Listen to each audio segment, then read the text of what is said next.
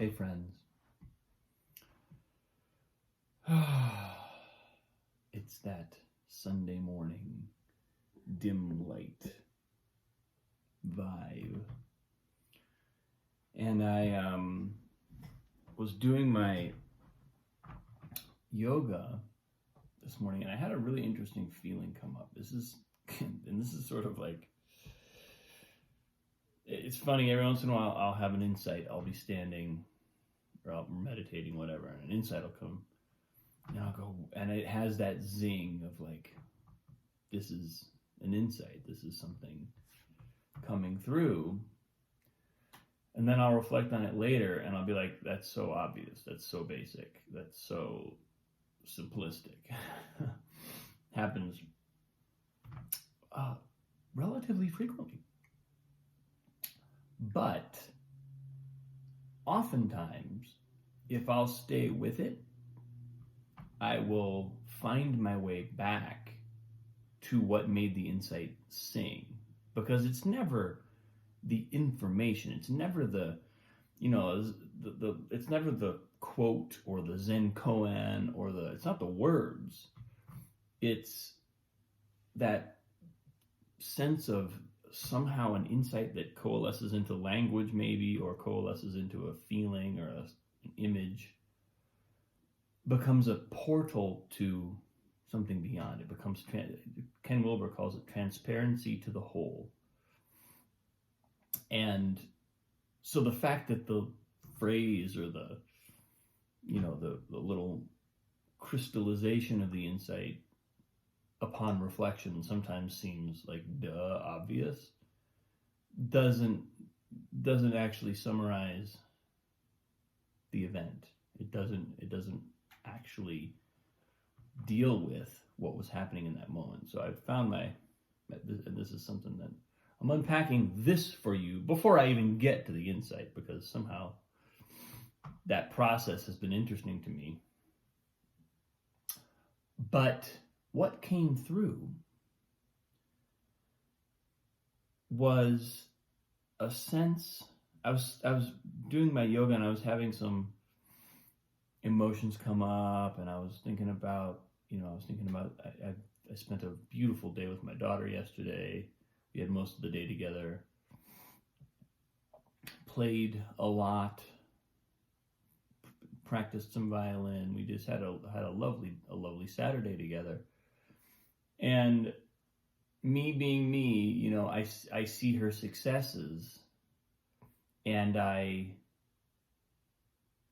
get excited about them. I get excited about her progress. I get excited about what she's manifesting, and to see her insights, to watch her little mind getting really clear on things. We were unpacking the major scale yesterday on her violin using solfege, and she's all of a sudden able to sort of pick out solfege syllables with her fingerings on her scale, and major step, and a huge, as a jazz musician, it's so much fun to watch somebody make all those connections between fingering and word, sung, pitch, ear. It was just a blast. But what can happen is that I then start to want more. I want to keep that going somehow. And then that's when a pressure can creep in that's not so healthy. And I was just clocking that. I was just standing in my yoga base pose before I did any movement, feeling that. And I felt, and I recognized, okay, let that go. Let's just let everything go. Let's let every motivation for this day go. Let's let it all just today, let it all go.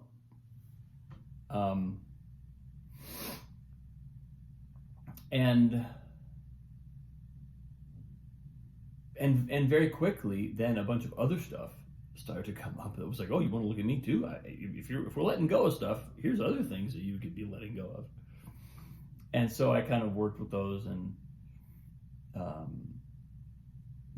did a bit of, I think this is the closest thing that how I know how to define karma yoga, which is basically, doesn't have to be physical yoga postures, although physical yoga postures play a role in this, but karma yoga, seeing, feeling our patterns,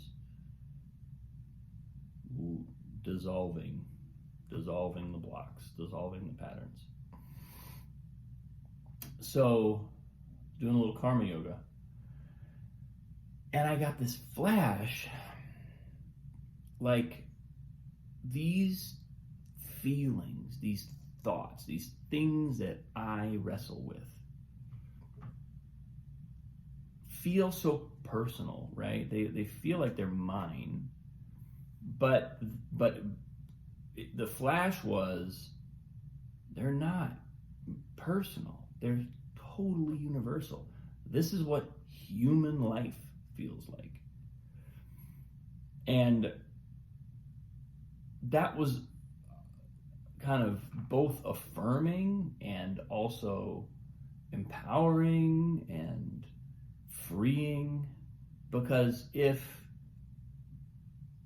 it's one thing to work with our own personal baggage, which is individual to us, and to let those patterns go. We all had a specific set of parents and a specific set of circumstances growing up. Our early programming is actually unique in many ways. But all you got to do is get below the surface and it's all the same, right? The uniqueness of our individual programming ends up not being that big of a factor in how in the overall shaping of us as a human being. When we get to the level that we're working with this stuff, if we're still on the level of just personal, kind of stuck in our story, then it's all gonna feel very personal. It's gonna remain on the very personal level. But as soon as we start going, wait a minute, these are experiences that I can take one step back from. I can observe them from a distance.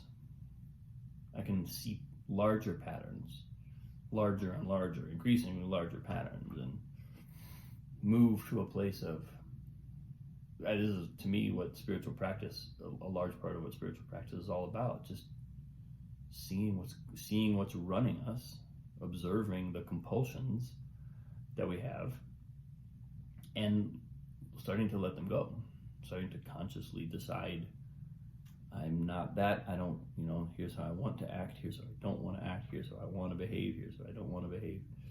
Not judging ourselves for it, but genuinely investing our energy where we want it to go.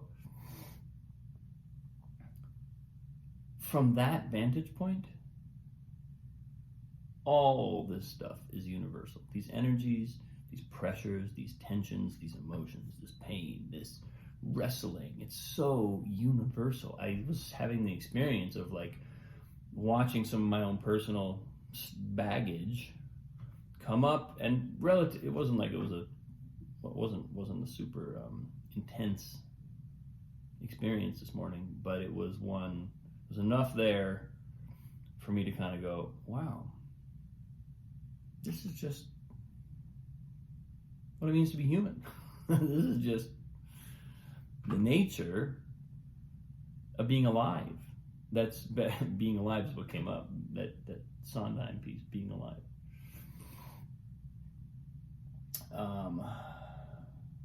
So yeah, that was my, again, it was like, oh, I realized these feelings are all universal.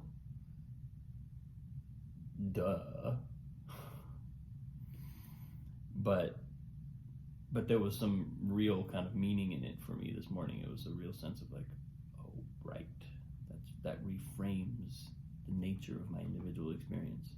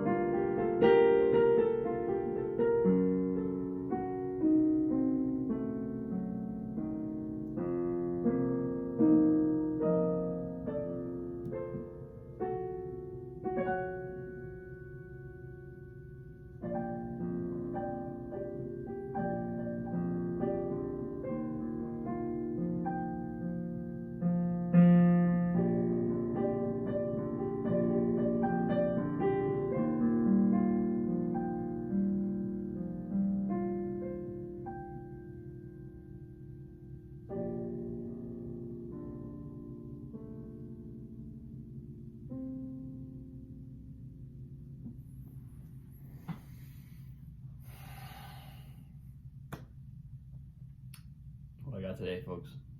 Thanks for watching. Much love. I appreciate you. I'll see you soon.